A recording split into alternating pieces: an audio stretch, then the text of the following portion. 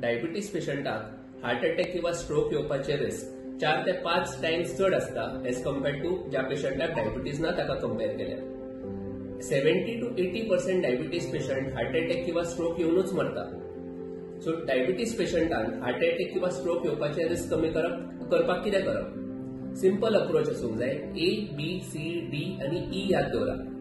A म्हणजे A1C 3 महिन्याची average sugar control HbA1c ही 7 सकयल मेंटेन करपाक ट्राय करूंक जाय. B म्हणजे ब्लड प्रेशर 140 सिस्टोलिक वयलो ब्लड प्रेशर आणि 90 डायस्टोलिक और सकयलो ब्लड प्रेशर 140 आणि 90 सकयल प्रेशर दवरूंक जाय. C म्हणजे कोलेस्ट्रॉल हातून मोर इम्पॉर्टंट LDL जे बॅड कोलेस्ट्रॉल म्हणटा हे 100 सकयल आसूंक जाय.